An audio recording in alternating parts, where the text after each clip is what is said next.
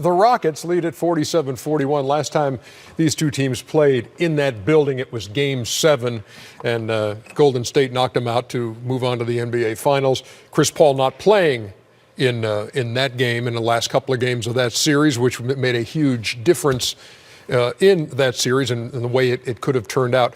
What do you make of the Rockets when they have Chris Paul in there tonight? He's got 8 points. He's hit both of his three-pointers, 4 assists, 3 rebounds on the night. Well, listen, Ernie, I don't think it's fair to compare this Rockets team to last year's team. This team is not as good as last year. I think that's one of the reasons they was going after Jimmy Butler. But this team is not playing some. We talked about it last week, Kenny. This team is not as good as the Rockets team last year. And then they part company with Carmelo Anthony before tip today. Talent-wise, they don't have the same effect in the same areas. You know, even though those guys weren't high-volume scorers, they were high-quality guys, meaning that you had to defend them in certain areas of the floor, Trevor Ariza particularly, and he could defend you in certain areas of the floor. But they weren't high-volume superstars, but they were guys who could really get it done. Before we get to you, Shaq, why wasn't Melo a fit? Why, as Daryl Morey said, the fit just wasn't there that we envisioned? Well, I don't know if you could tell after 12 games you tried everything, but I would say that the way the Rockets currently play is that position is a stand-still shooter. So Trevor Ariza was a stand-still shooter. Tucker is a stand-still shooter. They don't particularly have the ball to make things happen. Carmelo Anthony will take shots in between the paint and the college three-point line with the same frequency that he will take an NBA three. That doesn't work well in the Rocket offense, which you would have known possibly coming into that. So I'm not sure why you thought it would be different if you didn't have a different plan. The bottom line is the Rockets just panicked.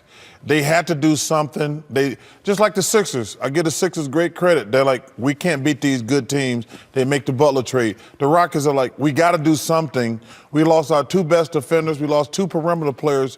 And the best name out there was Carmelo Anthony. It just didn't work. Meantime, on the Golden State side, Draymond Green says that he and Kevin Durant have spoken after their altercation earlier this week. They're moving on.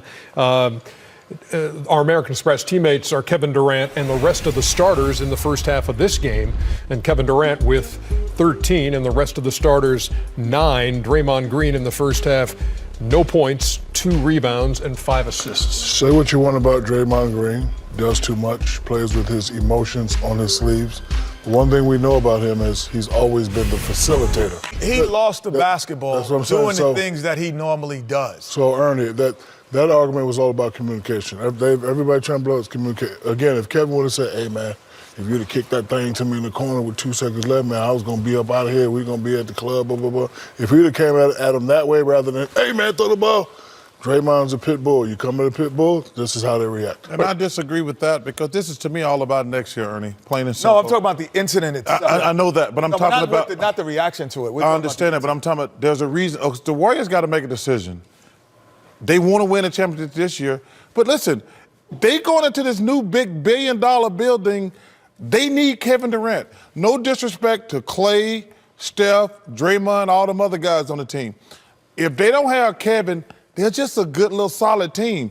They need Kevin Durant to charge $25,000. Solid with 73 wins. They won 2 before he got there. That was 5 years ago. Oh, that ain't the same. That won't be the same team. Oh, I will say this. Winning, there's no way if they win an NBA championship, Kevin Durant is leaving.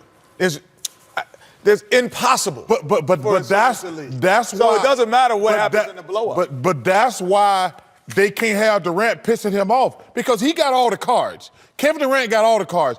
New York won him. How about this? If they lose Draymond or Kevin, they ain't gonna win. No, they can win. They can win without Draymond. No, they can't. No, they can't. No, they'll still be a great team without Draymond. But just a great team, but they're not gonna win. Solid team. They'll be a good. They will not be a contender without Kevin Durant. They lose Kevin, they can't win, and if they lose Draymond, they lose Kevin, they cannot win. Period. They already won twice without him.